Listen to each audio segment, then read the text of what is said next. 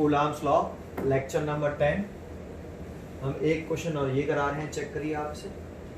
एक infinite number of charges each equal to 4 microcoulomb are placed along x axis, x बराबर 1 metre, x बराबर 2 metre, x बराबर 4 metre, x बराबर 8 metre and so on.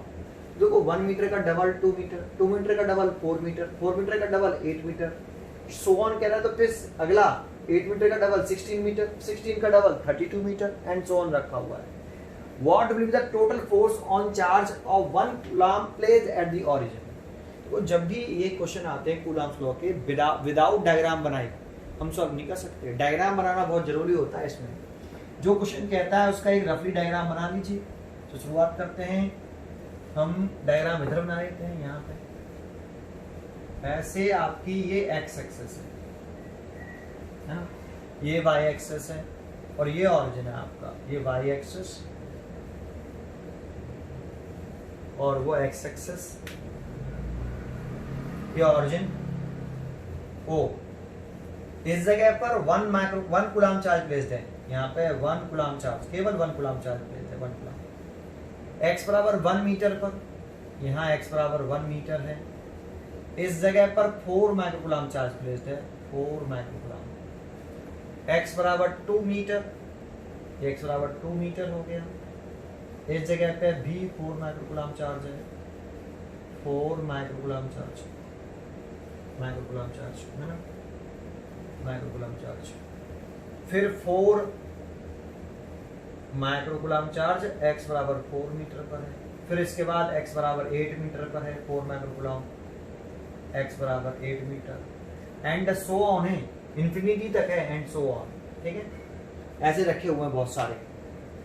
कह रहा है कि 1 कूलम्ब चार्ज पे कितना फोर्स लगेगा, तो आप एक एक करके सभी के ऐसे फोर्स निकाल लीजिए और फिर नेट फोर्स निकाल लीजिए। तो पहले कैसे करें, इलेक्ट्रिक फोर्स, किस पर फोर्स पूछा है, 1 कूलम्ब पर। Electric force on charge 1 coulomb at O due to charge 4 microcoulomb, 4 microcoulomb at x बराबर 1 मीटर, या इसे भी लिख दो एट x बराबर 0, है ना। x बराबर 0 पर रखा है, यहाँ पे x बराबर कितना है, 0 है। तो electric force on charge 1 coulomb at x बराबर 0 due to charge 4 microcoulomb at x बराबर 1। इस चार्ज की वजह से इस चार्ज में फोर्स निकालेंगे। तो ये भी प्लस का है, ये भी प्लस का है, तो रिपेल करेगा। ये आपका रिपल्सन फोर्स, ये F1, ठीक है। ये 4 माइक्रोकूलम्ब इस 1 कूलम्ब चार्ज को रिपेल करेगा F1 फोर्स से। तो F1 इक्वल टू कितना, 1/4 पाई एप्सिलॉन 0। दोनों चार्ज का मल्टीप्लाई, तो 1 × 4 × 10 की पावर -6। ये तो कूलम्ब है, ये माइक्रोकूलम्ब है। डिवाइड बाई इन दोनों के बीच की सेक्शन कितनी, ये 1 मीटर आपका। तो 1 इसका क्या, स्क्वायर। समझ में आया, इतना ही रहने दो, ठीक है, बाद में सॉल्व करेंगे। ऐसे ही and electric force on 1 coulomb charge at x बराबर 0 due to 4 microcoulomb at x बराबर 2 मीटर। अब इस 2 मीटर वाले इस चार्ज की से निकाल लिया, अब इस वाले चार्ज की से निकाल लूं। देखो 1 कूलम्ब चार्ज के जितने भी आसपास चार्जेस होते हैं सबकी वजह से फोर्स निकालो इस पे इंडिविजुअली। अब F2 लिख लेते हैं, तो 1/4 pi epsilon 0, 1 coulomb charge into 4 माइक्रोकूलम्ब, तो 4 × 10⁻⁻⁶। अब इन दोनों के बीच की शॉर्टेस्ट सेक्शन देनी है। तो ये देखो 2 मीटर लिख रहा है, तो इसका मतलब है यहाँ से यहाँ तक की दूरी कितनी है, डिस्टेंस कितनी है, 2 मीटर है। तो ये 2 का स्क्वायर हो गया, ठीक है। तो इसे आप 2 का स्क्वायर करेंगे तो यहाँ पे कितना हो जाएगा, 4। अभी कैंसिल मत करना आप, ठीक है। ऐसे देने दो, दर्शन दिखा दो। इस चार्ज के से इस पर फोर्स लगा रहे हैं, तो देखो ऊपर चार्ज का मैग्नीट्यूड सेम है, नीचे यहाँ 1 है, यहाँ 4 है। तो ये वैल्यू बढ़ गई तो ये वाली फोर्स घट गई होगी, तो कम फोर्स लगेगा। तो इसीलिए ये कम फोर्स दिखा दिया हमने यार। कितना फोर्स है, F1 इतना था। अब ये वाला चार्ज भी 1 कूलम्ब पे फोर्स लगाएगा ऐसे ही। And electric force on 1 coulomb at x बराबर 0 due to 4 microcoulomb at x बराबर 4 मीटर।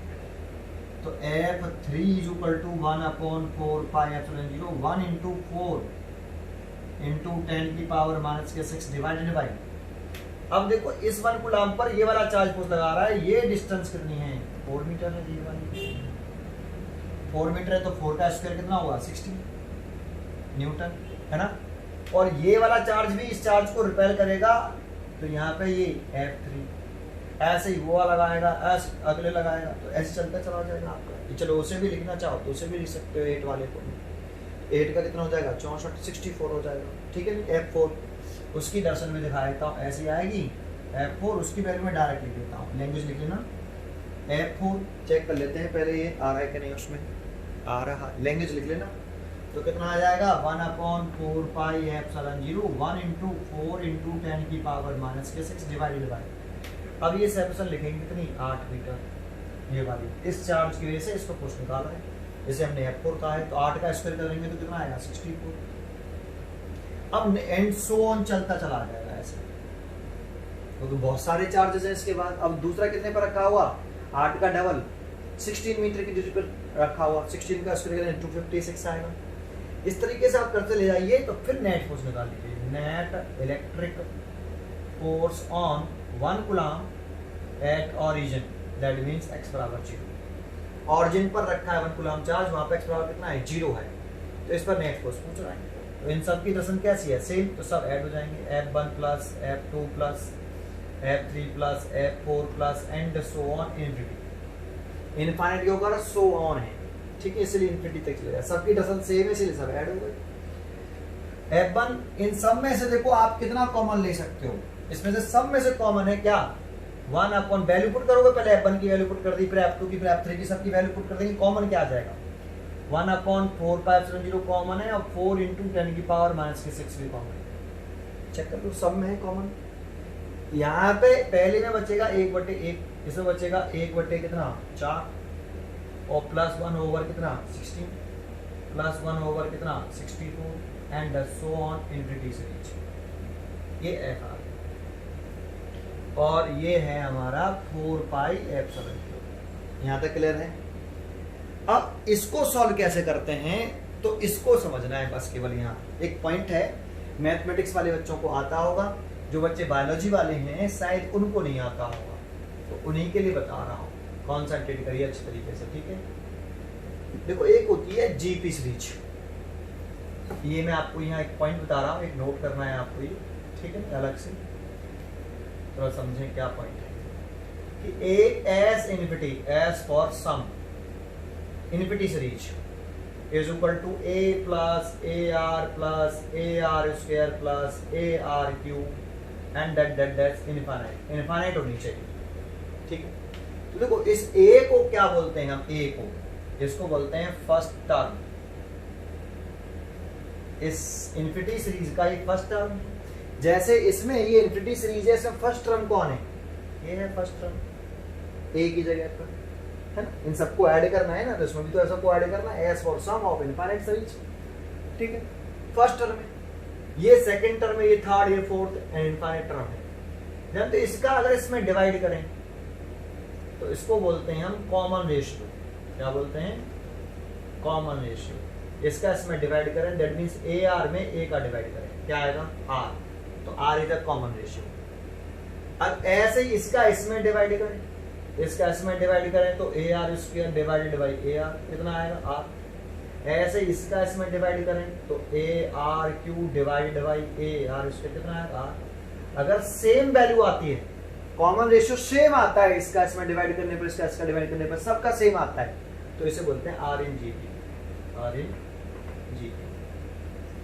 और तब इसका एडिशन जब करते हैं, ये अगर चेक कर लो जीपी में होना चाहिए, ज्योमेट्रिकल प्रोग्रेशन। अगर ऐसा है तो एस इनफिनिटी का जो फॉर्मूला होता है हमारा मैथमेटिक्स में, ये होता है फर्स्ट टर्म लिखते हैं 1 minus common ratio.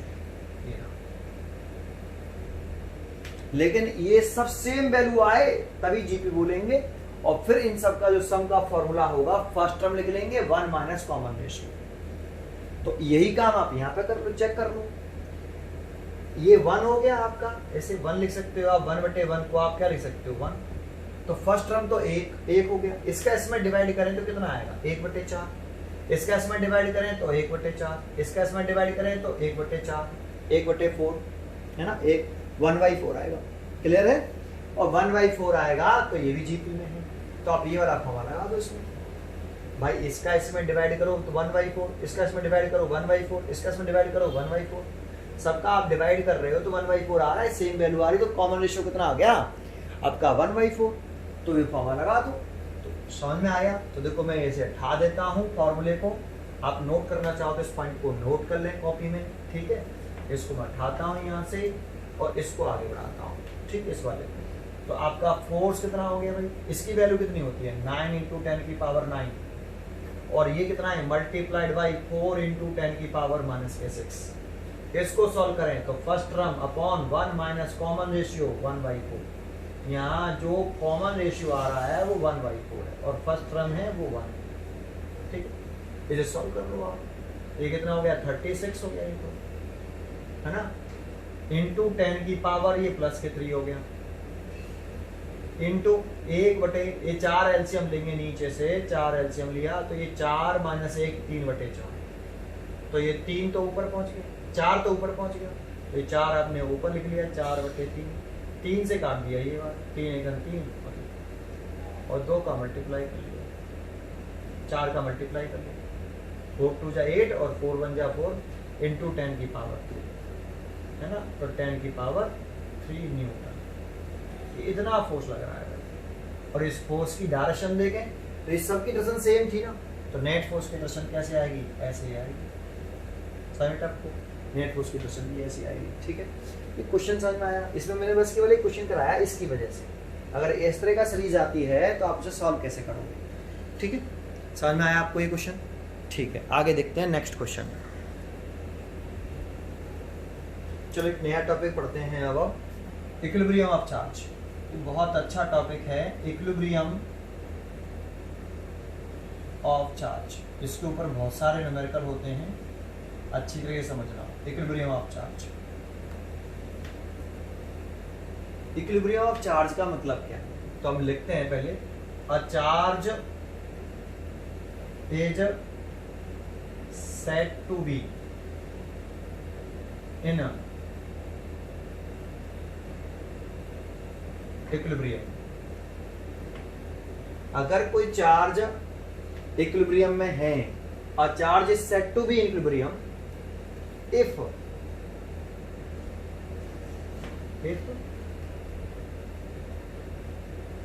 net force acting upon a charge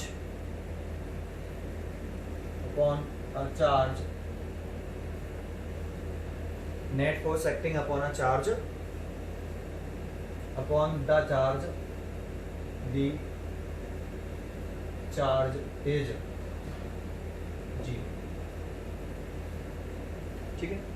net force कौन सा, net force acting upon the charge is 0। अगर कोई चार्ज इक्विलिब्रियम में है तो उस चार्ज पर लगने वाला नेट फोर्स कितना होता है, 0 होता है।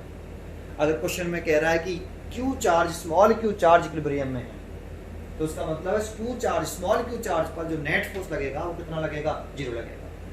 अगर कोई चार्ज इक्विलिब्रियम में तभी कहा जा सकता है जब उस चार्ज पर लगने वाला नेट फोर्स कितना हो, 0 हो, ठीक है।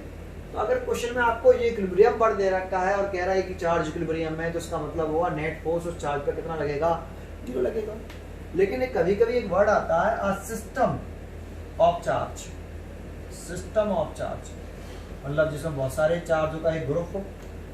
A system of charge is said to be, is said to be in equilibrium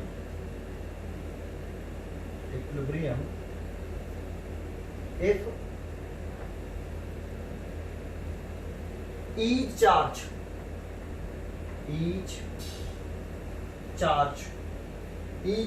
of the system, each charge of the system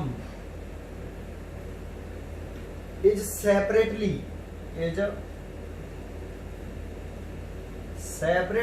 in equilibrium, separately in equilibrium. देखो सेपरेटली इक्विलिब्रियम का मतलब क्या है? इक्विलिब्रियम का मतलब क्या था? अगर कोई चार्ज इक्विलिब्रियम में है, अगर एक ही चार्ज अचार्ज इक्विलिब्रियम में है तो उस चार्ज पर लगने वाला नेट फोर्स 0 है। अगर कोई system of charge is set to be equilibrium तो उसमें जितने भी चार्जेस हैं सिस्टम के अंदर वो सेपरेटली इन इक्विलिब्रियम का मतलब है कि एवरी चार्ज पर ईच चार्ज पर लगने वाला नेट फोर्स 0 है, ईच चार्ज पर लगने वाला नेट फोर्स 0 है, ये मतलब है। ठीक है, ये बात समझ में आई आपको? तो जब ये सेंटेंस आता है कि पूरा सिस्टम इक्विलिब्रियम में है तो उसमें ईच चार्ज पर लगने वाला नेट फोर्स 0 हुआ, सेपरेटली अलग अलग। सभी जितने भी चार्जेस हैं एक सिस्टम में, मान लो 3 चार्ज है, Q1 Q2 Q3, तो Q1 पर भी नेट फोर्स 0, फिर द्वारा से Q2 पर भी नेट फोर्स 0 और Q3 पर भी नेट फोर्स 0, सेपरेटली तीनों पर नेट फोर्स 0 होगा। ठीक है, ये बात समझ में आई? तो इसके ऊपर न्यूमेरिकल कैसे आते हैं वो देखते हैं। इक्विलिब्रियम ऑफ चार्ज कितने टाइप का होता है वो भी हम बताएंगे। इक्विलिब्रियम ऑफ चार्जेस की बात करें तो इक्विलिब्रियम ऑफ चार्ज 3 टाइप का होता है। हमारे सिलेबस में 2 है, एक स्टेबल इक्विलिब्रियम और एक अनस्टेबल इक्विलिब्रियम। एक होता है न्यूट्रल इक्विलिब्रियम, 3 होते हैं। तभी इसको एक्सप्लेन करेंगे। पहले हम इसको समझते हैं कि what is the equilibrium of charge, तो इसको मैंने समझा दिया आपको। एक एग्जाम्पल की हेल्प से इसको समझने की कोशिश करते हैं। तो एक एग्जाम्पल लिखते हैं, एक क्वेश्चन लिखते हैं। ठीक है, देखते हैं क्वेश्चन क्या लिखते हैं। देखो एक क्वेश्चन लिखा मैंने इसी इक्विलिब्रियम ऑफ चार्ज टॉपिक के ऊपर। 2 fixed point charges plus k 4e and plus k e units are separated by distance. पहले आप क्वेश्चन अच्छी तरीके से पढ़िए, फिर जो क्वेश्चन में कह रहा है उसे कंप्लीट करिए, है ना। तो डायग्राम बनाइए साथ में। तो देखो जितना कहा है पहले मैं उसका इतना कर लेता हूँ कि मेरे पास 2 चार्जेस हैं, एक तो प्लस के 4e है, थोड़ा सा ऊपर ना लेता हूँ, प्लस के 4e है ना, और एक चार्ज है मेरे पास प्लस ए, और ये एक दूसरे से ए डिस्टेंस पर प्लेस्ड है। Separated by distance a, where should charge Q be placed on the line joining of the 2 charges. तो ये दो को, ये लाइन जॉइनिंग हो गई दोनों चार्जेस की। तीसरा चार्ज कहां रखें? So that it be in equilibrium. तो ये चार्ज इक्विलिब्रियम में हो, तो मान लो कि यहां पे रखेंगे हम 2 चार्ज को, है ना, P पॉइंट पर। और ये जो डिस्टेंस है x है, इसी की वैल्यू निकालनी है आपको। हमसे पूछा का क्या गया है, where should third charge Q be placed on the line joining. तो लाइन जॉइनिंग को प्लेस किया है, तो कह रहा है थर्ड चार्ज Q कहां रखें। जैसे Q चार्ज इक्विलिब्रियम में हो, कहां रखें, तो हमें उसकी पोजीशन बतानी है कि तीसरा चार्ज रखें कहां पर, लाइन जॉइनिंग पर। तो मैंने कह दिया 4e से x डिस्टेंस पर रख दें। तो हम इस 4e से x डिस्टेंस पर रख दें तो इस चार्ज, ये चार्ज इक्विलिब्रियम में होगा। अब नहीं लेट कर लिया, तो पूछ क्या रहा है, इक्विलिब्रियम में होगा ये थोड़ी पूछ रहा है। जैसे ये चार्ज इक्विलिब्रियम हो, कहां रखें, तो पोजीशन पूछ रहा है इस चार्ज की। तो 4e से x दूरी पर रखा है, तो x फाइंड आउट करके दिखा दो। चलो अब x कैसे निकालें। तो देखो क्वेश्चन में हमें जानकारी दे रखी है, यहां गिवन है कि charge Q is in equilibrium. ये जो चार्ज Q है ये इक्विलिब्रियम में है। तो चार्ज Q इक्विलिब्रियम में है, तो हमने बताया कि अगर कोई चार्ज इक्विलिब्रियम में है तो उस पर नेट फोर्स कितना लगेगा, उस चार्ज पर 0 लगेगा। तो इसका मतलब है कि that is net electric force on Q कितना, 0। अगर Q चार्ज इक्विलिब्रियम में है तो इस Q चार्ज पर लगने वाला नेट फोर्स कितना होगा, 0 होगा। Net force on Q 0। तो आप इस नेट फोर्स ऑन Q 0 होगा, तो इस पर आप नेट फोर्स निकाल लो Q चार्ज पर। भाई इसका मतलब तो इक्विलिब्रियम में है, तो इसका मतलब तो net force on charge Q 0 है, निकालना तो डिस्टेंस x है। तो आप x पर ध्यान ना दें, पहले इस सेंटेंस को कंप्लीट करें। सर सेंटेंस को कंप्लीट कैसे करें, आप इस Q चार्ज पर नेट फोर्स निकाल लो। क्यू चार्ज के आसपास कितने चार्ज रखे हैं? 2, एक 4e और एक e। तो 4e इस क्यू को रिपेल करेगा, ये प्लस के e भी क्यू को रिपेल करेगा। और नेट फोर्स निकाल दो। नेट फोर्स जो आ जाए उसको कितना रख दो? 0 रख दो सॉल्व करके। 0 रखोगे, सॉल्व करोगे, अपने आप x फाइंड आउट हो जाएगा, अपने आप x फाइंड आउट हो जाएगा। आपको बस केवल नेट फोर्स ऑन क्यू निकालना है और उसकी वैल्यू 0 पुट करनी है। सर कैसे करें? तो जरा देखें, करके दिखाता हूं। आप electric force on Q due to 4e, तो F1 मान लो, कूलम्ब लॉ लगा लो, 1/4 pi epsilon 0 Q into 4e upon इस चार्ज और इस चार्ज के बीच की, यहाँ पे शॉर्टेस्ट सेक्शन लिखते हैं हमेशा। जो दो चार्ज के बीच में फोर्स लग रहा है उन दोनों चार्ज के बीच की शॉर्टेस्ट सेक्शन लिखते हैं। कितनी है? x लेट करिए। 4e इस क्यू पे जो फोर्स लगा रहा है उसको मैंने x माना है, तो x स्क्वायर। अब ये तो ये प्लस का 4e है, ये भी प्लस का क्यू चार्ज है, तो इस 4q इस प्लस क्यू चार्ज को क्या करेगा? रिपेल करेगा। तो क्यू पे फोर्स लग रहा है ना, तो फोर्स क्यू पे दिखा देंगे रिपेल करता हुआ मैं ऐसे लाइन जॉइनिंग के अलावा, दिस इज F1। सिमिलरली इस e भी प्लस का e भी इस क्यू पे चार्ज पे फोर्स लगाएगा। भाई फोर्स किस पर निकालना है? क्यू पर। तो क्यू के आसपास कितने चार्जेस हैं? 2, एक 4e और एक क्यू e। तो ये 4e भी क्यू पर फोर्स लगाएगा और e भी क्यू पर फोर्स लगाएगा। कूलम्ब लॉ से निकाल लेते हैं। And electric force on Q due to plus k e, ये कितना लगा रहा है? F2 is equal to 1/4 pi epsilon 0 Q into e over कितना? Q चार्ज और E के बीच की shortest separation. Sir Q charge और E के बीच की शॉर्टेस्ट सेपरेशन, इस Q और E के बीच में कितनी सेपरेशन है? तो देखो ये डिस्टेंस कितनी है? A। ये डिस्टेंस कितनी है? x। तो ये वाली कितनी हो जाएगी? a में से x घटा देंगे तो ये डिस्टेंस मिल जाएगी कितनी? a माइनस x का क्या? Whole square. ठीक है। अब ये प्लस का चार्ज है तो ये भी इस q को क्या करेगा? रिपेल करेगा। तो इसने भी इसको रिपेल कर दिया इधर की तरफ F2। अब बताओ इस q के और आसपास और कोई चार्जेस है? नहीं। तो इसने भी फोर्स लगा दिया, इसने भी लगा दिया, और कोई है नहीं। तो अब क्या निकाल लो? q चार्ज पर नेट फोर्स निकाल लो। Then now net electric force on q charge, तो F इज इक्वल टू क्या करेंगे? सब्ट्रैक्ट करेंगे, F1 माइनस F2। बड़े में से छोटा घटाते हैं, कौन सा फोर्स बड़ा है? तो अभी बता ही नहीं सकते क्योंकि हमें क्या अननोन है, x की वैल्यू अननोन है, x अननोन है, ये डिस्टेंस भी फिर अननोन होगी। तो इसकी वैल्यू नहीं मालूम है तो उस कंडीशन में हम F1 में F2 में से कौन बड़ा है नहीं बता सकते। Net force on charge Q कितना है? 0 है। तो 0 है तो 0 is equal to F1 minus F2।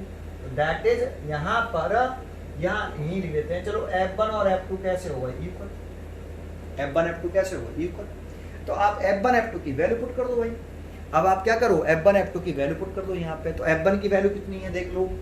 F1 की वैल्यू ये यहाँ पे पुट कर दो, 1/4 pi epsilon 0 4e into Q divided by x square is equal to 1/4 pi epsilon 0 Q into e divided by a minus x का।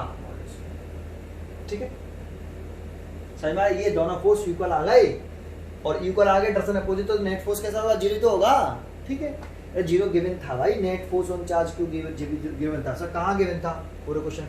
अरे ये तो कह रहा है ना क्यू चार्ज इक्विलिब्रियम में, और जब कोई चार्ज इक्विलिब्रियम में होता है तो उस चार्ज पर नेट फोर्स कितना होता है? 0। तो कोई चार्ज पर नेट फोर्स 0 होगा तभी वो चार्ज इक्विलिब्रियम में होगा। समझ में? आपको सॉल्व कर दो अब इसको। देखो इससे ये कैंसिल हो गया, यहाँ QE से QE कैंसिल हो गया, तो बचा क्या?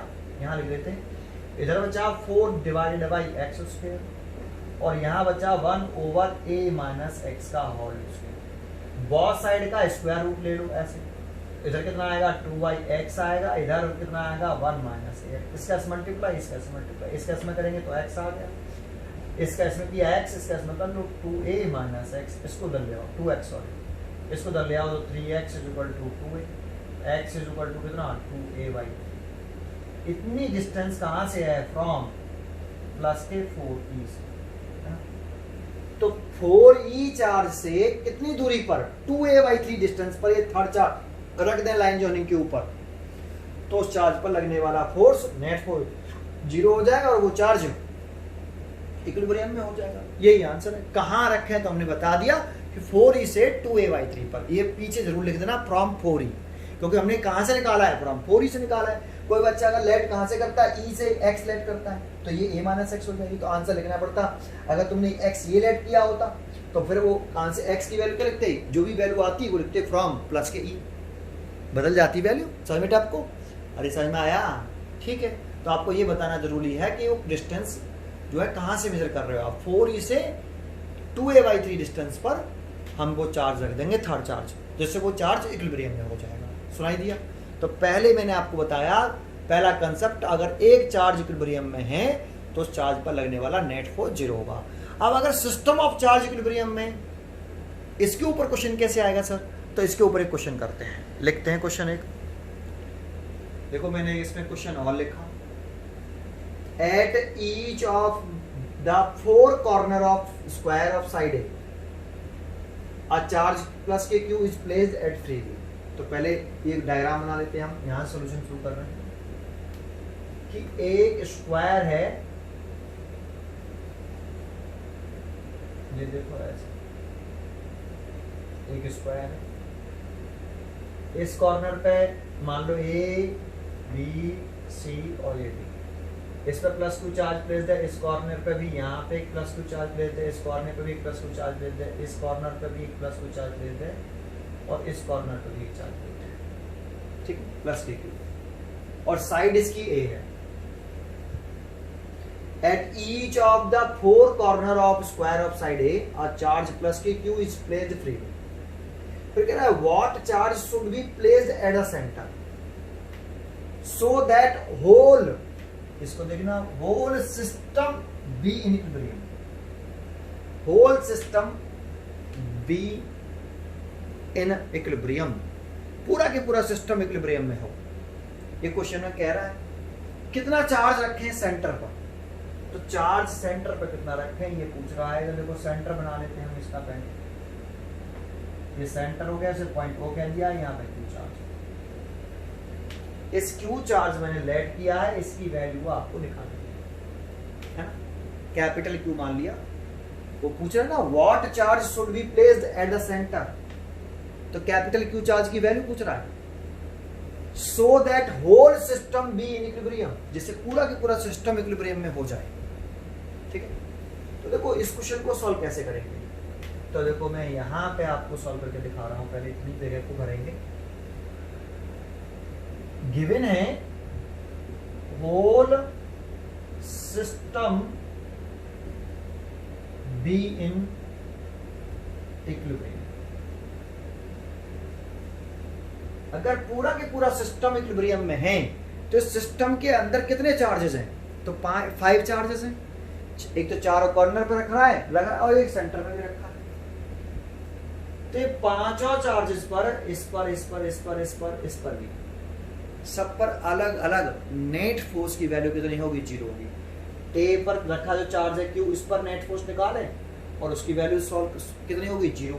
इस बी पर रखा जो चार्ज क्यू है, इस पर नेट फोर्स निकालें, उसकी वैल्यू 0, इस पर भी नेट फोर्स निकालें, उसकी वैल्यू 0, इस पर भी नेट फोर्स निकालें, उसकी वैल्यू 0, इस पर भी नेट फोर्स निकालें, उसकी वैल्यू 0। तो हम यहाँ कह सकते हैं that is net force on each charge of the system is 0। Net force on each charge लिखा है, नेट फोर्स लिखा है और ईच चार्ज कितना, 0। अगर पूरा की पूरा सिस्टम इक्विलिब्रियम में है तो इसका मतलब है कि एवरी चार्ज सिस्टम का सेपरेटली इक्विलिब्रियम में, और इक्विलिब्रियम में कोई चार्ज होता है तो तब कहा जाता है उस पर लगने वाला नेट फोर्स कितना हो, 0 हो। समझ में आ रहा है आपको? पर एक पॉइंट बता रहा हूं, देखो अगर चार्ज की ही वैल्यू पूछे कि कितना चार्ज रखें जिसे पूरा की पूरा सिस्टम ऑफ इक्विलिब्रियम, पूरा की पूरा सिस्टम इक्विलिब्रियम में आ जाए, चार्ज की वैल्यू पूछे, किस चार्ज की वैल्यू पूछ रहा है, कैपिटल क्यू को, तो कैपिटल क्यू चार्ज पर नेट फोर्स नहीं निकालना आपको। अगर चार्ज की ही वैल्यू पूछ रहा है, जिस चार्ज की वैल्यू पूछ रहा है, जिस चार्ज की वैल्यू पूछ रहा है उस पर नेट फोर्स की वैल्यू फाइंड आउट मत करना।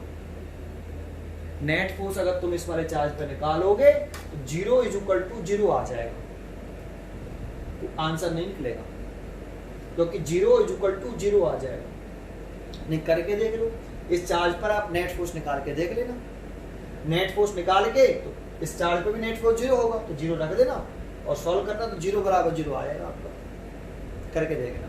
ठीक है, तो मैंने जो पॉइंट बताया है, तो जिस चार्ज की वैल्यू पूछ रहा है, तो इस चार्ज की वैल्यू पूछ रहा है, तो इस चार्ज को छोड़कर इस पर नेट फोर्स निकाल लो आप, या इस पे निकाल लो, या इस पे निकाल लो, या इस पे निकाल लो, इनमें से किसी पे एक पर नेट फोर्स निकाल लो, क्योंकि पूरा की पूरा सिस्टम इक्विलिब्रियम में है, तो किसी भी एक चार्ज पर नेट फोर्स निकाल लो, केवल किसको छोड़कर, जिस चार्ज की वैल्यू पूछ रहा है उस चार्ज को छोड़कर किसी भी एक चार्ज पर नेट फोर्स निकाल लो और उसको कितना रख दो, 0, क्योंकि पूरा net force on each charge of the system 0। इस सेंटेंस को कंप्लीट करोगे ना, अपने आप कैपिटल क्यू निकल आएगा।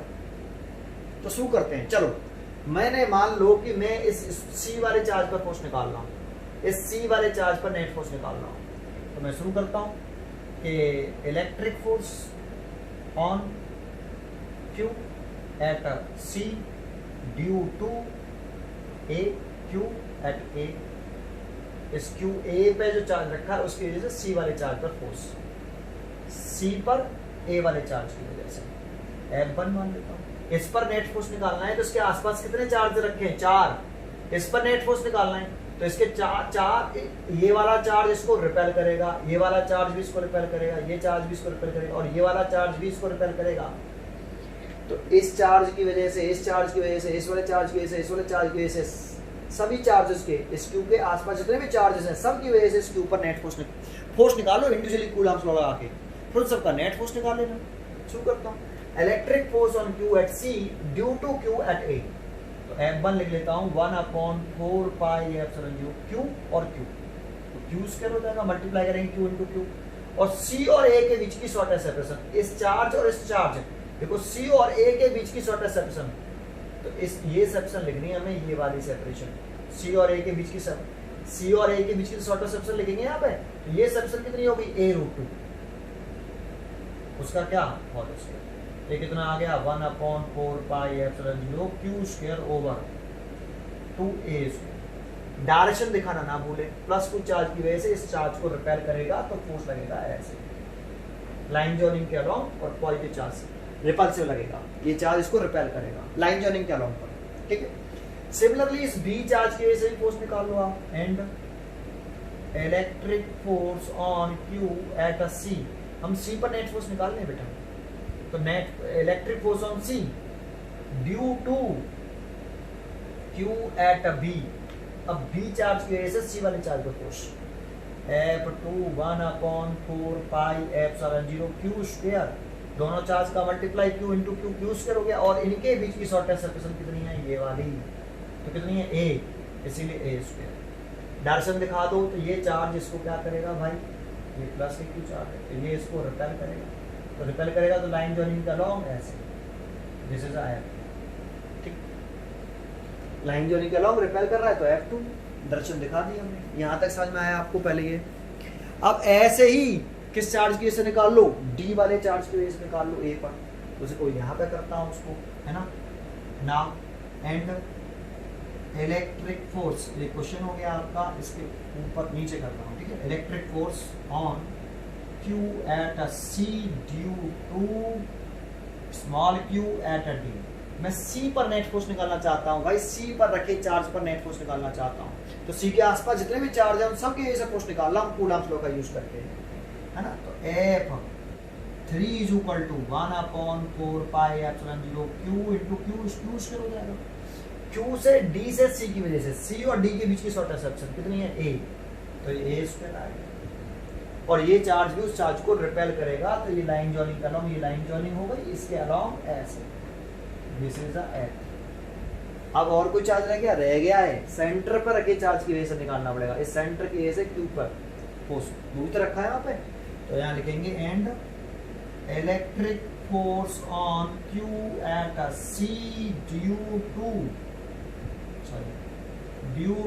Capital Q at O, F4 लिख लेता हूँ 1/4 pi epsilon zero Q into capital Q divided by capital Q और small Q, that mean C और ओ के बीच की शॉर्टेस्ट सेपरेशन। तो देखो सी और ओ के बीच की शॉर्टेस्ट सेपरेशन, ये वाली सेपरेशन चाहिए बस, ये वाली कितनी, देखो यहाँ से यहाँ तक कितनी है, a√2 है, ए से सी तक की डिस्टेंस कितनी है? a√2 पाइथागोरस थ्योरम से भाई ए तो ये वन पूरी डिस्टेंस कितनी है? a√2। हमें चाहिए कैपिटल क्यू से स्मॉल क्यू, दैट मींस ये वाली डिस्टेंस चाहिए, ओनली ये वाली, और ये वाली चाहिए तो इसकी आधी, AC की आधी, दैट मींस इसकी आधी। तो √2 से √2 बार कितनी बार कटेगा? a/√2। तो सेपरेशन आएगी a/√2। तो a/√2 इसका क्या होल स्क्वायर सॉल्व करेंगे तो 1/4 पाई एप्सिलॉन 0।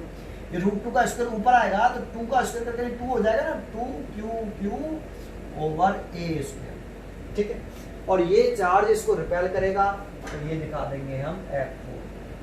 ठीक, तो देखो इस सभी चार्जेस इस स्मॉल क्यू के आसपास कितने चार्ज थे? 1 2 3 और ये 4, और सब की वजह से मैंने फोर्स निकाल लिया और शो कर दिया।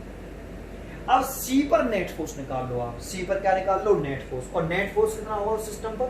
0 होगा। पहले नेट फोर्स निकालते हैं। तो देखो ये थ्योरी मैं उठा देता हूँ यहाँ से, है ना, थ्योरी उठा देता हूँ, ये वाली थ्योरी उठा दूँ, क्वेश्चन उठा दूँ, पूरा उठाना पड़ेगा।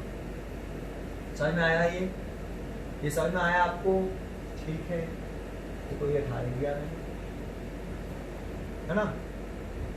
ये अब क्या करते हैं, एक बात बताओ, अब इस क्यू चार्ज इस पॉइंट सी वाले पॉइंट पर कितने फोर्सेस लग रहे हैं? 3। एक आपका लग रहा है F3, एक F2, एक F1, एक F4, है ना। एक चीज देखो, इसमें कोई फोर्स बराबर है क्या? इक्वल है? इक्वल। तो कौन सा फोर्स इक्वल है? एक तो आपका F2 और एक F3, ये इक्वल है। तो यहाँ F2 और F3 इक्वल है क्या? नहीं। और F2 और F3 अगर इक्वल है तो इनके बीच में एंगल कितना है? 90 डिग्री है। और एंगल से सेम डायरेक्शन में होते हैं, नेट फोर्स निकालते हैं। वो 4 रूल याद है आपको? 4 रूल लिखाए थे, सेम डायरेक्शन में ऐड कर देंगे नेट फोर्स निकालने के लिए। अपोजिट डायरेक्शन में 2 फोर्स लग रहे हैं तो बड़े में से छोटा घटा देते हैं नेट फोर्स निकालने के लिए। किसी एंगल से तो फॉर्मूला लगाते हैं, तो ये F2 और F3 एंगल से है तो फॉर्मूला लगाएंगे नेट फोर्स निकालने के लिए। और दूसरी बात यह है कि F2 और F3 बराबर हैं, तो इनका रिजल्टेंट कहाँ से पास होगा? F2 और F3 के बीच में जो 90 डिग्री है ना, उसके बाइसेक्टर से जाएगा। ये रूल पढ़ाया है मैंने पीछे साइड आपको। तो इसके बाइसेक्टर से जाएगा तो इसके 45 डिग्री से जाएगा ऐसे। तो इसी को पहले सॉल्व कर लेते हैं हम। तो क्या करते हैं हम? लेट करते हैं कि F डैश क्या है? नेट फोर्स है, net force of F2 and F3। तो ये तो पहले F2 और F3 इक्वल है तो रिजल्टेंट कहां से पास होगा? ये F डैश पास कहां से होगा? F2 और F3 के बीच में जो एंगल है कितना है? 90 डिग्री, 90 डिग्री, उसके बाइसेक्टर से जाएगा। तो उसके बाइसेक्टर से देखो ये 90 डिग्री है पूरा, तो ये बाइसेक्टर तो है, ये वाला बाइसेक्टर तो है, तो ऐसे जाएगा ये F डैश। तो देखो इसका नेट फोर्स निकाला, ये आ गया F डैश। अब कितने फोर्स लग रहे हैं? तो F3 और F2 का नेट फोर्स आ गया F डैश। अब कितने फोर्स लग रहे हैं? अब 3 लग रहे हैं। इसका तो नेट निकाल ही लिया आपने। अब लग रहा है 3, एक F1, एक F4 और एक F डैश। और तीनों की डायरेक्शन कैसी? सेम। और डायरेक्शन सेम है तो क्या करते हैं? नेट फोर्स निकालने के लिए ऐड कर देते हैं। तो हम इन सबको ऐड कर लेंगे, नेट फोर्स निकल आएगा। समझ में आया? तो हम क्या करने वाले हैं? तो पहले इसका नेट फोर्स निकालते हैं। तो कैसे निकाले? F डैश बराबर रूल के अंदर फॉर्मूला लगाएंगे ना, किसी एंगल से हो तो फॉर्मूला लगाते हैं, तो लगा दें F2 का स्क्वायर, F2 और F3 का नेट निकालें तो F2 का स्क्वायर प्लस F3 का square plus 2F2 F3 cos, कितना एंगल है भाई? टेल टू टेल F2 और F3 के बीच का एंगल देखो कितना है? 90 डिग्री।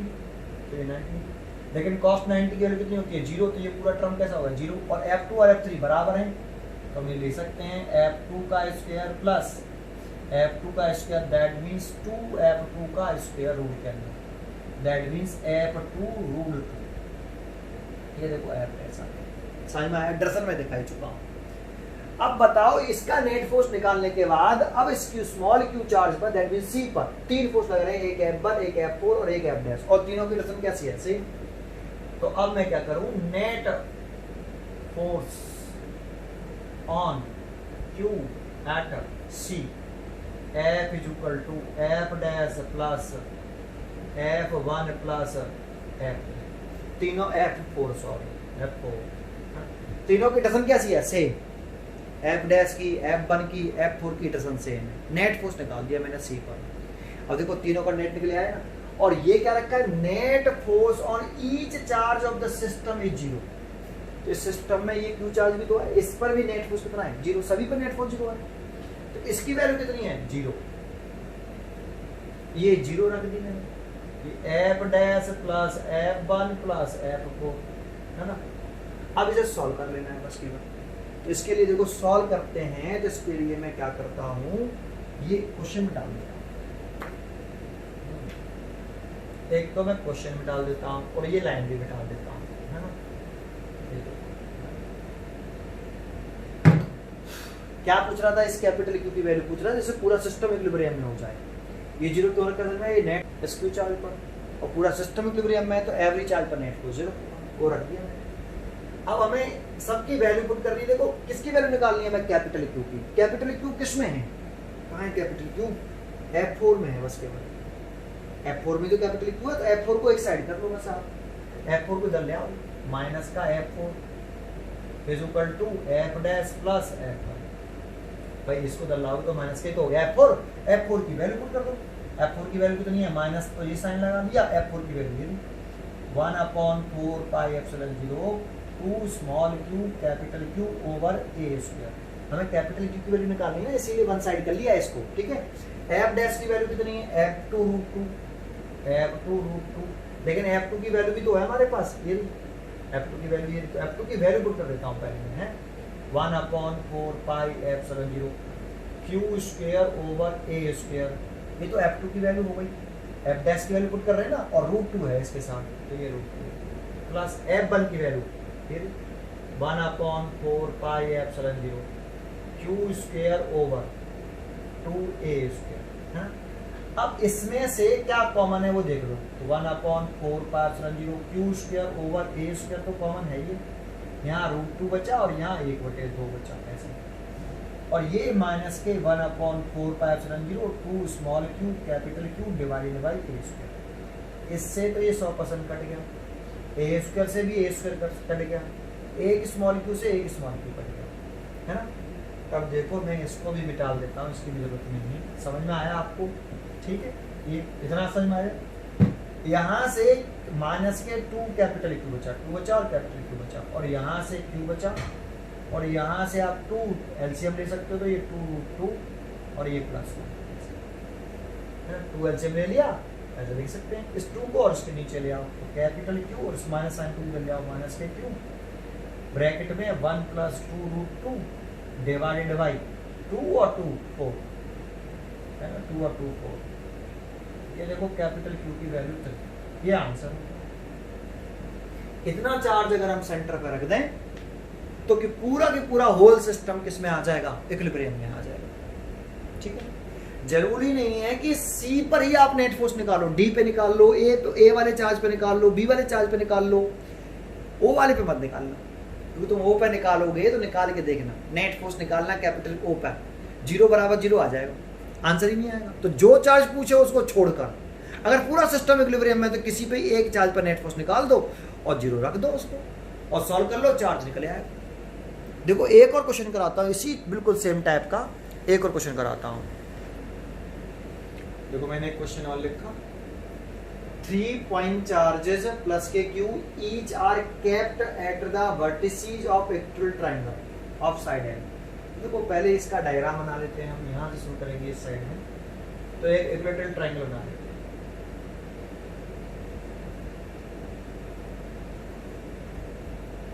डायग्राम्स बनाना बहुत जरूरी है, तो डायग्राम में डायरेक्शन दिखाते हैं, डायरेक्शन दिखाने के बाद ही हमें मालूम पड़ता है कि नेट फोर्स निकालने के लिए हमें ऐड करना है, सब पे करना है, क्या फॉर्मूला लगाना है। 3 पॉइंट चार्ज प्लस के Q each are kept at the vertices of equilateral triangle. तो देखो ये ए पॉइंट डाल लेता हूँ, ये बी और ये सी। यहाँ पे भी एक क्यू चार्ज प्लेस है प्लस का, है ना, यहाँ पर भी प्लस के क्यू चार्ज प्लेस है, और यहाँ पर भी प्लस के क्यू चार्ज, इसकी साइड है, और इक्विलैटरल ट्रायंगल है, सभी साइड इक्वल होंगी, एवरी एंगल 60 डिग्री का होगा। Determine the magnitude and sign of charge to be kept at the centroid. तो इसका सेंटर कहाँ हुआ, इस एंगल का बाइसेक्ट करते हुए, इस एंगल का भी बाइसेक्ट करते हुए, और इस वाले एंगल का भी बाइसेक्ट करते हुए अगर हम लाइन खींचें, जहाँ ये इंटरसेक्ट कर जाएंगे, ये इक्विलैटरल ट्रायंगल का सेंटर होगा। तो ये सेंटर है O और इस पे चार्ज रखा है Q, सेंटर है O और इस जगह पे चार्ज रखा है Q। कितना चार्ज रखें, इसी चार्ज की वैल्यू पूछ रहा है, इसी चार्ज की वैल्यू पूछ रहा है कैपिटल क्यू की। साइन भी पूछ रहा है। तो देखो जब अभी फिलहाल तो इसके साइन को कैसा माने चलेंगे, प्लस का, अपने आप निकल के आएगा, जो भी साइन होगा माइनस का हो तो माइनस आ जाएगा, प्लस का होगा तो प्लस का आ जाएगा। हम अभी अपनी तरफ से प्लस के क्यू मान के चलेंगे, ठीक है, ठीक है। Kept at the centroid so that charge at the vertices remains in equilibrium। Question में गिवन क्या है, तो ये हम यहाँ सोल्यूशन शुरू कर सकते हैं। सोल्यूशन गिवन है कि charges at the vertices remain in equilibrium। और इसका क्या मतलब होगा, net force on each charge at vertices, net force on each charge at vertices is net force on each charge. इस चार्ज ए पर भी नेट फोर्स 0 होगा, बी पर भी नेट फोर्स 0 होगा, सी पर भी नेट फोर्स 0 होगा, है ना। और कैपिटल क्यू की वैल्यू पूछ ही रहा है वो आपसे, तो जिस वैल्यू पूछे उस पर नेट फोर्स निकालते नहीं कभी, ठीक है। अब आप क्या करो, ए पर नेट फोर्स निकाल लो या बी पे निकाल लो या सी पे, किसी भी एक चार्ज पर, क्योंकि नेट कह रहा है ना आपको charges eight the vertices remains in equilibrium, ये क्वेश्चन में गिवन है ना आपको। तो इसमें से इस चार्ज पर या इस चार्ज पर नेट फोर्स निकाल लो, उसे निकाल के 0 रख दो, या इस वाले चार्ज पर नेट फोर्स निकाल लो, उसे 0 रख दो, या इस पर नेट फोर्स निकाल लो, 0 रख दो। किसी भी एक वर्टेक्स पर लाई करने वाले चार्ज पर नेट फोर्स निकाल लीजिए, और वो इक्विलिब्रियम में है, इसका मतलब है उस चार्ज पर नेट फोर्स कितना है, 0 है ना। पूरा सिस्टम इक्विलिब्रियम में दे रखा है यहाँ पर भी एक तरह से, समझ में आपको। तो कैसे निकाले भाई, मान लो कि मैं इस ए पर रखे नेट फोर्स निकाल रहा हूँ, 0 है, ए पर जो चार्ज रखा है उस पर नेट फोर्स 0 निकाल रहा हूँ मैं, तो निकालू, तो इस ए पर नेट फोर्स निकालूं तो ये वाला चार्ज इसको रिपेल करेगा, ये वाला चार्ज भी इसको रिपेल करेगा, और ये वाला चार्ज भी इसको रिपेल करेगा, है ना। तो इस क्यू के, इस ए पर नेट फोर्स निकालना है, तो इस क्यू के आसपास कितने चार्ज रखे हैं, 3, और कूलम्ब्स लॉ का लॉ यूज करके इंडिविजुअली तीनों चार्जेस की वजह से क्यू, स्मॉल क्यू जो ए पर रखा है उस पर कितना फोर्स लग रहा है, कूलम्ब्स लॉ का यूज करके पहले वो निकाल लो और डायरेक्शन शो कर दो, फिर नेट फोर्स निकालेगा। तो शुरुआत कर रहे हैं, electric force on Q at A due to Q at B। तो F1 लिख लेता हूँ, 1/4πε0 Q square, Q into Q, Q square, और A और B के बीच की शॉर्टेस्ट सेपरेशन, तो A और B की शॉर्टेस्ट सेपरेशन कितनी है, L, तो L का स्क्वायर। ये भी चार्ज पॉजिटिव है, ये भी चार्ज पॉजिटिव, तो लाइन जॉइनिंग के अलोंग, ये लाइन जॉइनिंग के along this is the F1। इस वाली लाइन के अलोंग लगेगा, सीधी होना चाहिए इस वाली लाइन के, टेढ़ा मेढ़ा हो गया हो तो देख लो भाई, है ना। तो ऐसे F1 रिपेल करेगा इसको, ऐसे ही ये सी की वजह से निकाल लो आप। तो यहाँ लिख लेते हैं इलेक्ट्रिक फोर्स ऑन, ये क्वेश्चन हो गया आपका, ठीक है। Electric force on Q at A due to Q at C, F2 is equal to 1/4π, दोनों चार्ज का मल्टीप्लाई क्यू स्क्वायर, और A और C के बीच की शॉर्टेस्ट सेपरेशन कितनी है, वो भी L है, L स्क्वायर, और ये चार्ज भी पॉजिटिव है, ये भी चार्ज पॉजिटिव है, तो ये भी लाइन जॉइनिंग कर रहा हूँ ऐसे L, ठीक है, नहीं ऐसे तो आएगा F2, अरे इस लाइन जॉइनिंग यही तो हुई लाइन जॉइनिंग, ये वाली, तो इसके अलोंग दिखाना है बिल्कुल, और पॉजिटिव चार्ज है तो रिपेल करेगा, दिखा दिया। अब एक कैपिटल क्यू बचा, ये भी फोर्स लगाएगा, and electric force on Q at A due to capital Q at O, F3 is equal to 1/4πε0, दोनों चार्ज का multiply q into capital q. अब कैपिटल क्यू और स्मॉल क्यू के बीच की शॉर्टेस्ट सेपरेशन चाहिए, तो हमें सेपरेशन चाहिए OA, और ये सेपरेशन हमें इसमें दे नहीं रखी, कहाँ दे रखी बताओ, तो OA हमें चाहिए OA का होल स्क्वायर। यहाँ पे हमेशा जिन दो चार्ज के बीच में फोर्स लग रहा है, तो Q स्मॉल q के बीच में फोर्स लग रहा है, स्मॉल q कैपिटल Q के बीच में लग रहा है, तो इन दोनों के बीच की शॉर्टेस्ट सेक्शन लिखते हैं, जो कि कितनी है OA, और गिवन है नहीं, तो ज्योमेट्री लगा के डिस्टेंस को निकालना पड़ेगा आपको भाई। तो इस ज्योमेट्री लगा के डिस्टेंस को ही पहले निकालते हैं। तो एक बताओ, पहले तो मेरे को बताओ सिमेट्री से OA डिस्टेंस, OB डिस्टेंस और OC डिस्टेंस बराबर होंगे कि नहीं? सेंटर से वर्टेक्स A तक की डिस्टेंस, सेंटर से वर्टेक्स B तक की डिस्टेंस, सेंटर से वर्टेक्स C तक की डिस्टेंस इक्वल होगी, क्योंकि इक्विलैटरल ट्रायंगल है, सभी साइड इक्वल है भाई, है ना। तो आप कोई से भी डिस्टेंस निकाल दो, देखो वो थोड़ा सा ऊपर चला गया तो मैं ये डिस्टेंस निकाल लेता हूँ, OB, ये वाली डिस्टेंस OB। तो ये जो लाइन है, ये वाली लाइन ऐसे जो आ रही है, इस BC को इस M पॉइंट पर इंटरसेक्ट करी, M पर, ये पूरी लंबाई तो L थी ये वाली, तो ये यहाँ से यहाँ तक की डिस्टेंस कितनी होगी? L/2, B से M तक की L/2।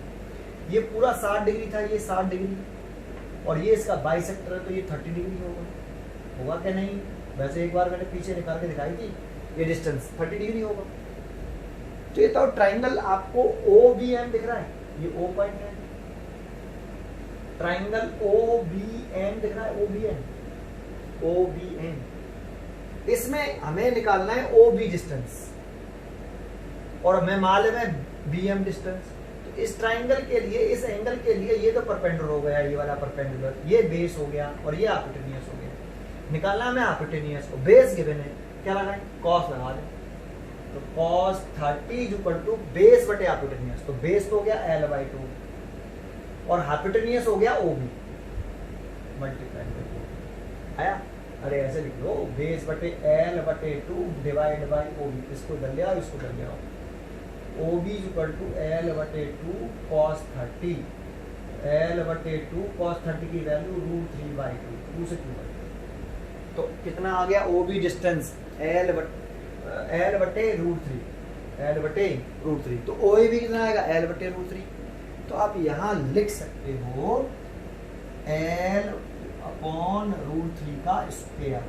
सॉल्व कर लोगे इसे तो कितना आएगा? 1/4πε0, 3 ऊपर ले 3Q/L², है ना। ये इतना डायरेक्शन आप दिखा दो। सर साइन तो पता ही नहीं है, साइन भी तो पूछ रहा है सर कि मैग्नीट्यूड बताओ और चार्ज का साइन बताओ, तो इसी का मैग्नीट्यूड पूछ रहा है, साइन पूछ रहा है, तो सर दर्शन कैसे दिखाएंगे? हमें कैसे मालूम पड़ेगा ये प्लस का, ये माइनस का? तो बेटा जब हम वैल्यू फाइंड आउट करते हैं तो उस समय प्लस का ही मान के चलते हैं, ये प्लस का है और प्लस का है तो ये चार्ज, इसको लाइन जॉइनिंग ये हो गई, ये वाली लाइन जॉइनिंग के अलोंग ऐसे आपका क्या कर देगा? रिपेल। ये समझ में आया? तो इस स्मॉल q चार्ज पर इसने भी फोर्स लगा दिया, इसने भी फोर्स लगा दिया और इस वाले चार्ज ने भी लगा दिया। इस स्मॉल q के चारों तरफ 3 ही चार्ज प्लेस थे, तीनों में से फोर्स निकाल लिया। अब इस स्मॉल q चार्ज पर कितना नेट फोर्स लग रहा है उसको और निकाल लो। तो net force, now net force, पहले आपका नेट फोर्स निकालना पड़ेगा F1 F2 का। देखो F1 F2 इक्वल होंगे मैग्नीट्यूड में, देख लो F1 की वैल्यू और F2 की वैल्यू मैग्नीट्यूड में कैसी है? इक्वल है क्या नहीं? F1 F2 की वैल्यू मैग्नीट्यूड में इक्वल है, तो F1 F2 का नेट निकालें तो ये सेम डायरेक्शन में तो है नहीं है।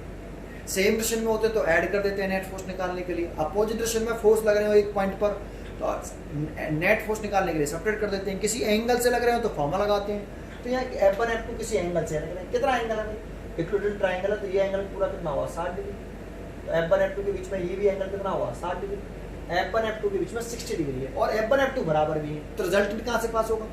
जब F1 F2 इक्वल हो तो रिजल्टेंट F1 F2 के बीच में जो एंगल है 60 डिग्री उसके बाइसेक्टर से जाएगा, तो ये इसके बाइसेक्टर से जाएगा, ऐसे जाएगा F डैश, है ना। ये 30 डिग्री होगा भाई, ये वाला 60 डिग्री कुछ समझ में आया? तो देखो F1 F2 का रिजल्टेंट निकाल लिया, ये F डैश, तो इसकी डायरेक्शन ये आ गई F1 F2 के बाइसेक्टर से गया, तो F डैश और F3 की डायरेक्शन कैसी है? इन दोनों का नेट फोर्स तो ये आ गया, अब इन दोनों की डायरेक्शन कैसी है? सेम। तो दोनों का नेट फोर्स निकालने के लिए क्या कर दें? ऐड कर दें, फिर उसके बाद समझ में आया आपको? तो नेट फोर्स पहले निकालना है, लेट करना है पहले। नाउ लेट F डैश क्या है? नेट फोर्स ऑफ किसका? F1 एंड F2 का। ज्योमेट्री देखते हैं, सिमेट्री होनी चाहिए नेट फोर्स निकालते समय। F डैश, तो F डैश किसके बीच में? F1 F2 के बीच में। किसी एंगल से तो फॉर्मूला लगाते हैं, F1 F2 का square plus 2F1 F2 cos, कितना डिग्री एंगल है? 60 डिग्री। यहाँ पे जो भी लिखते हैं F1 F2 लिख रहे हैं तो F1 F2 के बीच का ही एंगल आएगा। समझ में आया आपको? ये कूलम्स लॉ 8 में, लेक्चर नंबर 8 में मैंने आपको लॉ बताए हैं कि कब क्या करना चाहिए, ऐड कब करना चाहिए, सबट्रैक्ट कब करना चाहिए, फॉर्मूला कब लगाना चाहिए, बाइसेक्टर से कब पास होता है, ये सब मैंने लेक्चर नंबर 8 में बताया है। ठीक है, यहाँ तक।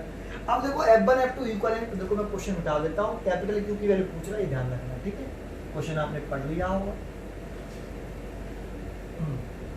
यहाँ करके दिखाता हूँ, वैल्यू पुट करो भाई। तो F डैश बराबर रूट के अंदर ये F1 का स्क्वायर प्लस ये भी F1 का स्क्वायर प्लस 2F1 का स्क्वायर। भाई F2 की जगह पर F1 प्लेस कर दो, F1 का स्क्वायर F2 की जगह F1 लगोगे तो ये 2F1 का स्क्वायर। cos 60 की वैल्यू 1/2, 2 से 2 कट गई, तो ये रूट के अंदर 3F1 का स्क्वायर, F1 रूट 3, ये F डैश आ गया। नाउ इसके बाद आप क्या कर लो, नाउ नेट फोर्स निकाल लो। नेट फोर्स देखो, इन दोनों का नेट आ गया ये, और इन दोनों का नेट निकाल लेंगे तो आखिरी लास्ट होगा ना, तो net force on Q at A, ये लास्ट नेट फोर्स हो गया, F मान लिया। समझ में? इसे F1, इसे F2, इसे F3, फिर F डैश, फिर लास्ट वाला जब बचे उसे F, है ना? तो कितना लिखे, F डैश प्लस F3। और नेट फोर्स पूरा सिस्टम किसमें था, इक्विलिब्रियम में, तो Q चार्ज पर नेट फोर्स कितना था, 0, ये 0 रखा, बराबर F dash plus F dash की वैल्यू कितनी है वो लिख दो, F1 रूट 3, F डैश की वैल्यू प्लस F3। हमें निकालना किसकी वैल्यू, कैपिटल Q की। तो इनमें से किसी एक को इधर ले आओ यार, minus k F3 is equal to F1 root 3। Value put कर दो यहाँ पे दोनों की। देखो मैं इसको मिटा देता हूँ, है ना? F3 की वैल्यू ये, तो माइनस साइन ये लगा हुआ है, 1 अपॉन, थोड़ा सा और ले लेता हूँ, माइनस के 1 upon 4 pi epsilon 3 small q capital Q over L square. ये तो F3 की वैल्यू कर दी है। माइनस सॉरी F1 की वैल्यू कितनी है, ये रही, तो 1 अपॉन 4 पाई epsilon 0 Q square over L square, और ये रूट। तो देखो इससे तो ये कट गया, L स्क्वायर से L स्क्वायर कट गया, स्मॉल q से एक स्मॉल q कट गया, इधर कितना बचा, माइनस के 3q बचा, और इधर कितना बचा, रूट के अंदर 3q बचा, है ना? इसको भी उठा देता हूँ, समझ में आया? तो कैपिटल Q की जो वैल्यू आई वो आई माइनस के रूट 3q ओवर कैपिटल, इस माइनस साइन को उधर ले आओ, इससे कट गया, कितना आया, माइनस के q ओवर रूट 3। तो चार्ज नेगेटिव हो और इतना हो तो पूरा का पूरा सिस्टम इक्विलिब्रियम में आ जाएगा। ये आंसर हो गया भाई इसका।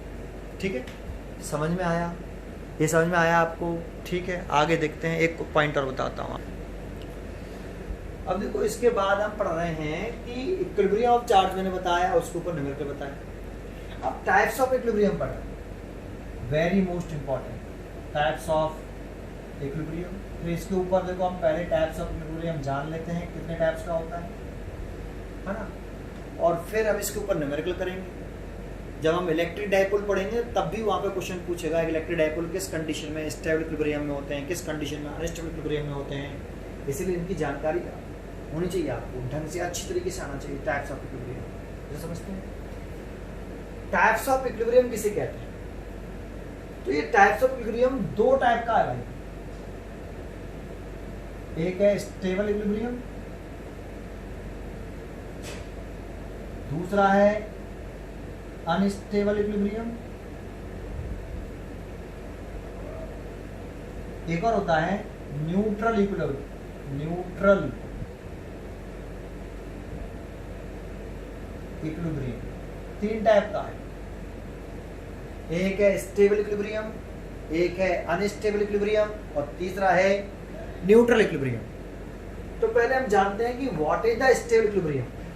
देखो क्वेश्चन जब न्यूमेरिकल आएगा कि पहचानो कि ये चार्ज स्टेबल इक्विलिब्रियम में है, पहचानो ये अनस्टेबल इक्विलिब्रियम में है चार्ज, तो हम पहचानेंगे कैसे कि ये चार्ज स्टेबल है या अनस्टेबल है। तो देखो पहचानने का मात्र एक ही तरीका है, और वो क्या तरीका है, इसकी डेफिनेशन। आप जो इसकी डेफिनेशन में बोलेगा, स्टेबल इक्विलिब्रियम की डेफिनेशन में बोलेगा, उसको आप फॉलो करते चले जाइए, और फॉलो करते चले जाइए, फॉलो करते चले जाओगे तो आपको मालूम पड़ जाएगा कि चार्ज स्टेबल इक्विलिब्रियम है या अनस्टेबल इक्विलिब्रियम है। ठीक है, थोड़ा सा प्रैक्टिस से आता है, मैं एक बार समझा देता हूँ, मतलब समझ में आ जाएगा, समझ में आ जाएगा। तो शुरुआत करते हैं, सबसे पहले हम stable equilibrium. What is the stable equilibrium? ये स्टेबल इक्विलिब्रियम क्या होता है? तो देखो, एक चार्ज को उसकी इक्विलिब्रियम वाली पोजीशन से, एक चार्ज है उसको उसकी इक्विलिब्रियम वाली पोजीशन से कहां से डिस्प्लेस करना है? इक्विलिब्रियम वाली पोजीशन से अगर हम स्लाइटली डिस्प्लेस करके छोड़ दें एक चार्ज को, उसकी इक्विलिब्रियम, पहले चार्ज इक्विलिब्रियम में होना चाहिए। अगर कोई चार्ज इक्विलिब्रियम में तभी तो उसके टाइप्स आएंगे।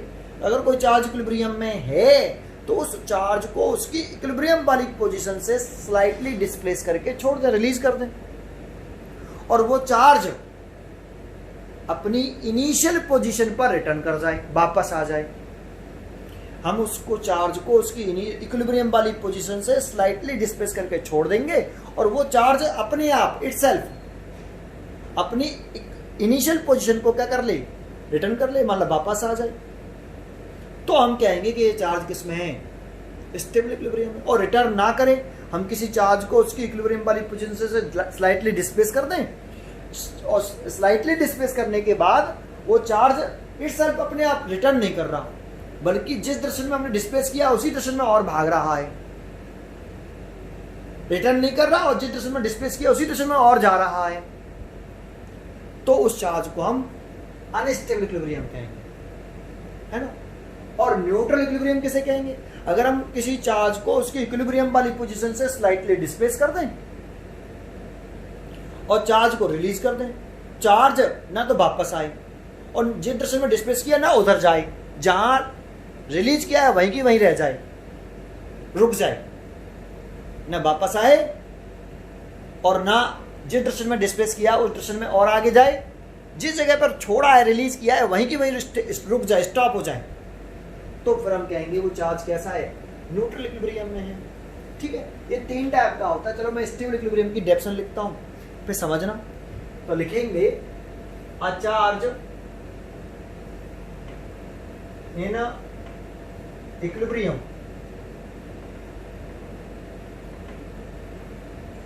is displaced from its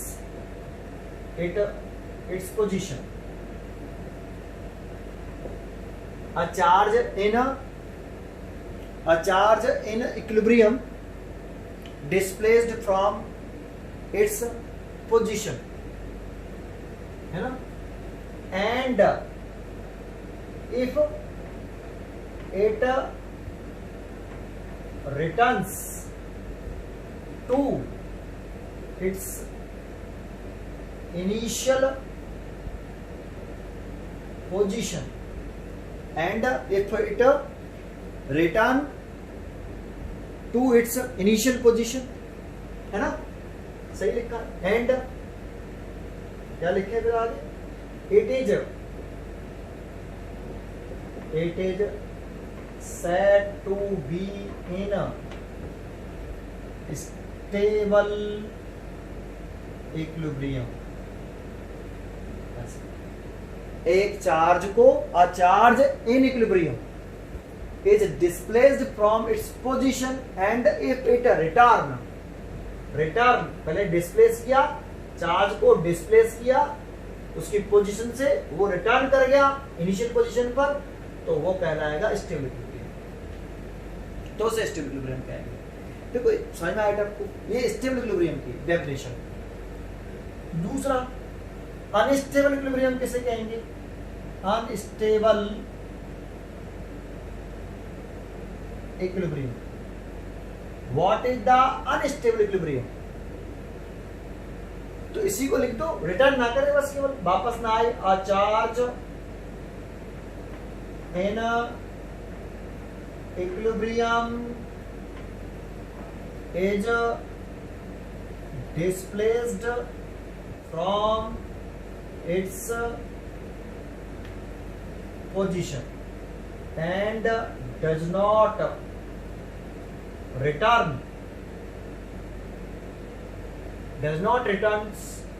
to its position, it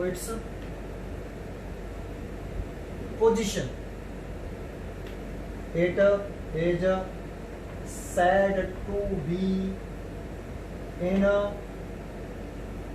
unstable equilibrium। ऐसे इसमें रिटर्न कर रहा था इनिशियल पोजीशन पर, इसमें डज नॉट रिटर्न्स। अगर चार्ज को इक्विलिब्रियम वाली पोजीशन से डिस्प्लेस कर दे स्लाइटली और छोड़ दे, वो रिटर्न ना करे और बल्कि उसी डायरेक्शन में चला जाए, और it is said to be unstable equilibrium. Neutral equilibrium मैंने आपको वैसे समझा दिया है। देखो इसका एक मतलब और बना देता हूँ। देखो ये तो समझा दी डेफिनेशन हमने, इसको एक एग्जांपल से समझा देता हूँ। एक डेली लाइफ का एग्जांपल लेते हैं कि मेरे पास एक इस तरह का सरफेस है, ये पूरा सॉलिड है नीचे से, है ना, एक इस तरह का सॉलिड सरफेस है आपका। तो सरफेस ये वाला हो गया ना, ऊपर वाला ये इस तरीके का सरफेस है, ये प्लेन सरफेस हो गया ऐसा, ठीक। एक बॉल, मैं इस एग्जांपल को समझा रहा हूँ, एक बॉल मैंने यहाँ पे रेस्ट में रखी है, बॉल ए, एक बॉल यहाँ रखी है बी बॉल, एक बॉल यहाँ रखी है सी बॉल, ठीक। चलो सोच के बताओ, अगर इस बॉल को ये रेस्ट में रखी थी, दैट मींस इस पर नेट फोर्स 0 है, दैट मींस ये बॉल इक्विलिब्रियम में है। सपोज कर लेते हैं कि इनिशियली ये बॉल रेस्ट में, दैट मींस इस पर कोई फोर्स नहीं लग रहा, नेट फोर्स 0 है, तो ये इक्विलिब्रियम में है ये बॉल। अगर इस बॉल को इसकी इक्विलिब्रियम वाली पोजीशन से, ये इसकी इक्विलिब्रियम वाली पोजीशन है बॉल की, इस बॉल को स्लाइटली हम पुश कर दें, डिस्प्लेस कर दें, इस बॉल को यहां से मैंने यहां तक डिस्प्लेस किया, ऐसे डिस्प्लेस्ड, है ना, और छोड़ दिया, तो क्या बताओ, अगर इस बॉल को मैं इसको स्लाइटली पुश करके यहां पे आके छोड़ दूं, रिलीज कर दूं, मैंने पुश किया और छोड़ दिया, इस वाली पोजीशन पे छोड़ दिया, तो क्या ये बॉल इटसेल्फ अपने आप वापस इसी ए पोजीशन पर वापस आ सकती है? क्या इसी पोजीशन पर वापस लौटेगी? तो नहीं लौटेगी, और बल्कि वो और नीचे की तरफ लुढ़कती चली जाएगी। ये बॉल यहाँ पर रिटर्न नहीं करेगी, और बल्कि ऐसे लुढ़क जाएगी, आगे आगे की तरफ चली जाएगी। और इसका मतलब ये रिटर्न कर रही है क्या? नहीं, जिस डायरेक्शन में डिस्प्लेस किया उसी डायरेक्शन में और चली गई है। तो कौन सी इक्विलिब्रियम होना चाहिए? स्टेबल। बॉल की जो ए पोजीशन है वो कौन सी इक्विलिब्रियम होगा, स्टेबल या अनस्टेबल? तो रिटर्न नहीं कर रही ना, तो ये कौन सी हो गई? ये वाली पोजीशन अनस्टेबल हो गई। कैसी हो गई? अनस्टेबल। ऐसे ही अगर बी की पोजीशन देखेंगे, बी कैसी है, तो बी की मान लो कि इस जगह पर भी ये बॉल रेस्ट में है, दैट मींस इस बॉल पर नेट फोर्स कितना है? 0 है, दैट मींस ये इक्विलिब्रियम में है। तो कौन सा टाइप का इक्विलिब्रियम है ये चेक करना है। तो इस बॉल को भी इसकी पोजीशन से स्लाइटली डिस्प्लेस कर दो, तो मैंने इस बॉल को यहां से यहां डिस्प्लेस कर दिया, ऐसे डिस्प्लेस कर दिया।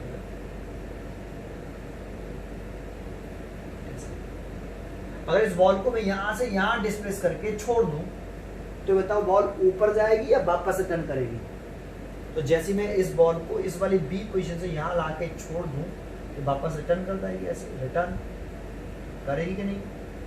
और रिटर्न करी तो इस डिस्प्लेस किया और वापस आ गई अपनी इनिशियल पोजीशन पर। तो कौन सा टाइप का इक्विलिब्रियम हो गया? तो इसको हम बोलेंगे ये स्टेबल, अरे यार, स्टेबल इक्विलिब्रियम, इसको हम स्टेबल इक्विलिब्रियम बोलते हैं। ठीक है, समझ में आया? डज नॉट रिटर्न्स, तो इसमें रिटर्न नहीं कर रही तो अनस्टेबल है, और it is returns initial position, तो रिटर्न कर रही है, दैट मींस वो स्टेबल इक्विलिब्रियम है। अगर बॉल को यहां रखा है सी, मान लो ये भी इक्विलिब्रियम वाली पोजीशन है बॉल की, बॉल सी की इक्विलिब्रियम है, नेट फोर्स इस पर भी 0 है। अब इसे स्लाइटली डिस्प्लेस करके यहां से यहां ले आया, और इसका सरफेस बिल्कुल प्लेन है, यहां से यहां लाके छोड़ दिया मैंने, ऐसे डिस्प्लेस किया, छोड़ दिया यहां पे लाके डिस्प्लेस, तो ये वापस आएगी या आगे चली जाएगी? तो ये यहीं रहेगी, सरफेस प्लेन है, ना आगे जाएगी ना आगे जाएगी, ऐसे भी नहीं जाएगी और रिटर्न भी नहीं करेगी। तो फिर बॉल की जो सी पोजीशन है ये न्यूट्रल इक्विलिब्रियम है। इसमें है न्यूट्रल इक्विलिब्रियम, ना ये आगे जा रही है और ना ये रिटर्न कर रही है। दैट मीन्स बॉल सी की जो पोजीशन है ये एक न्यूट्रल इक्विलिब्रियम है। ये एक एग्जांपल देके, वैसे डेली लाइफ का एक एग्जांपल देके समझाने की कोशिश करिए इसको, ठीक है। अब देखो ये डेफिनेशन तो हमने पढ़ ली, लेकिन जब हम इसके ऊपर न्यूमेरिकल कैसे आएगा सर, और हम कैसे पहचानेंगे कि वो चार्ज स्टेबल इक्विलिब्रियम में है कि अनस्टेबल इक्विलिब्रियम में है, ये हम कैसे पहचानेंगे, तो इसके ऊपर हम कल क्वेश्चन कराएंगे आपको, ठीक है। शायद कल लास्ट वीडियो हुआ, कल कंप्लीट हो जाएगा चैप्टर, ठीक है। पढ़ते रहिए, सारी वीडियो टाइम से देख लीजिए। कल लास्ट वीडियो होगी, 11वीं वीडियो आएगी आपके पास, फिर मैं आपको प्रदीप फंडामेंटल के बुक के न्यूमेरिकल सेंड कर दूंगा, उनके क्वेश्चंस करिए, जो नहीं आए वो मेरे से पूछिए। लेकिन क्वेश्चन तभी कर पाओगे जब आप सारी वीडियो कूलम्ब्स लॉ की 1 से लेके 11 तक की वीडियो देख लोगे, ठीक है, तभी आप क्वेश्चन ट्राई करिए, ठीक है। थैंक यू, कल देखते हैं।